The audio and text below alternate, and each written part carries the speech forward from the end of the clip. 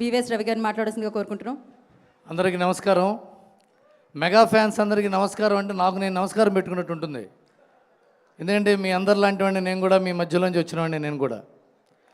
చిరంజీవి గారి గురించి చెప్పడానికి, ఆయన సినిమాల గురించి చెప్పక్కర్లేదు, చెప్పాల్సిన అవసరం లేదు.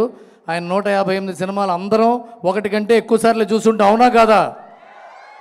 ఆయన పాటలు మొత్తం నోటికి వచ్చా రాదా? ఆయన పాట వింటే కాళ్ళు చేతులు కదులుతాయా లేదా? అది ఆయన గురించి మాట్లాడడానికి రవి గారు మాట్లాడినట్టు వెళ్ళిపోయాను. రవి గారు మాట్లాడినట్టు ఆయన క్యారెక్టర్ గురించి మాట్లాడుకోవాలి. చిరంజీవి గారు తెర మీదే మెగాస్టార్ చిరంజీవి, బయట ఆయన ఎప్పటికి కూడా కొణిదెల శివశంకర్ వరప్రసాదే. ఆయన సక్సెస్ని ఆయన ఒంటి మీద చొక్కాలాగా వేసుకోకుండా నార్మల్గా మామూలు మనిషిలాగా అందరిలాగా ఉండే వ్యక్తి ఆయన. అందుకే ఎన్ని హిట్లు వచ్చినా, ఎన్ని బ్లాక్ బస్టర్స్ వచ్చినా, ఎన్ని సెన్సేషనల్ హిట్స్ వచ్చినా ఇంకా ఆయన ఇలాగే స్థిరంగా ఉన్నాడు. ఆయన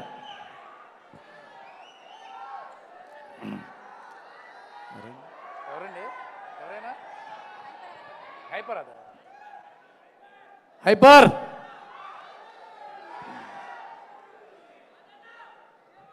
హైపర్ చిరంజీవి గారి గురించి 2-3 ముక్కలు చెప్పాలి మీకు. నేను చిరంజీవి గారి గురించి, నేను చిరంజీవి గారితో పాటు ఒక చోటకు వెళ్ళినప్పుడు ఆయన మెగాస్టార్ చిరంజీవి గారు ఆయన ఇంటికి వచ్చారు. ఆయన బలన వాళ్ళ ఇంటికి వెళ్ళాం. ఆయనకి ఏమైనా కావాలా, వాటర్ బాటిల్ కావాలా, ఏమైనా ప్లేట్ కావాలా, ఇది కావాలంటుంటే ఆయన చిరాకు వచ్చింది నన్ను చూసి. రవి అన్నాడు ఆయన. సరే సార్ నేను దూరంగా వెళ్ళిపోయా. ఇది చెప్పాలి ఎందుకంటే మీ అందరికీ తెలియాలి ఆయన క్యారెక్టర్ అలాంటిది. ఒక 2 రోజుల తర్వాత ఫోన్ చేశాడు, ఒకసారి ఇంటికి వస్తావా అని. వెళ్ళా ఇంటికి. రవి ఆ రోజు నేను మీరు చిరాకు పడ్డాను అన్నాడు. సార్ ఇప్పుడేంటి మీరు సరే చెప్పడానికి పిలిచారా అన్న. అలాగే అదు నువ్వు ఏమన్నా బాధపడ్డావేమో నేను. సార్ మీరు లాక్ కొట్టిన ఎందుకు బాధపడతాను సార్, మీరు చిరంజీవి, మీ కోపం వస్తుంది, మీ కోపం తెప్పించడం నా తప్పు అంటే. అలాగే అది నువ్వు బాధపడకూడదు ఇది కొద్దిగా అన్నందుకు ఆయన ఇంటికి పిలిచి ఎక్స్ప్లెయిన్ చేశాడు. ఆయన అలాంటి మనసున్న వ్యక్తి. ఆయన ఎంత సున్నితమైన మనసు.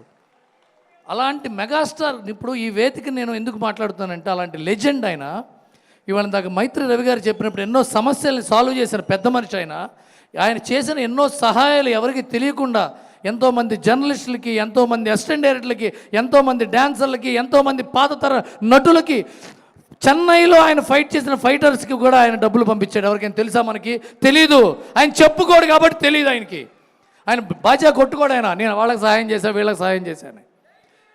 ఆయన మీద ఎవరన్నా కామెంట్ చేస్తే ఆయనకి పర్సనల్గా పిలిచి నేను ఏమైనా ఇబ్బంది పెట్టానా, నేను ఏమైనా కరెక్ట్ చేసుకోవాలన్నా, నువ్వు ఎందుకు బాధపడ్డావని అడిగిన మామూలు మనిషి అయినా. ఆయన శివశంకర్ వరప్రసాద్గా ఉండడానికి ఇంకొక 30 ఏళ్ళు సెంచరీ కొడితే మనం ఇక్కడే ఆయన సెంచరీ బర్త్డే చేసుకోబోతున్నాం. ఎందుకంటే ఆయన క్యారెక్టర్ అలాంటిది. చిరంజీవి గారి గురించి సినిమాల గురించి చెప్పుకుంటాం. ఆయన క్యారెక్టర్ గురించే చెప్పుకుందాం ఆయన బర్త్డేలకి. ఎందుకంటే ఆయన సినిమాల గురించి ఎప్పుడు చెప్పుకుంటూనే ఉంటాం. మనం ఇందాక అన్నట్టుగా ఆయన ఛాలెంజ్, అభిలాష, పసివాడి ప్రాణం, యముడికి మొగుడు, అత్తయ్య మొగుడు, కొండవీడి దొంగ, రౌడీ అల్లుడు, గ్యాంగ్ లీడరు, ఘరానా మొగుడు, ఎన్ని సినిమాలు సార్, ఎన్ని సినిమాలైనా సరే మీరు గుర్తుపెట్టుకోండి, అన్ని సినిమాల్లోని కామన్ పాయింట్ ఇది క్యారెక్టర్. ఆయన క్యారెక్టర్ లాంటిదో చెప్తాడు. ఆయన 10 మందికి సహాయం చేయాలనే క్యారెక్టర్ అయింది.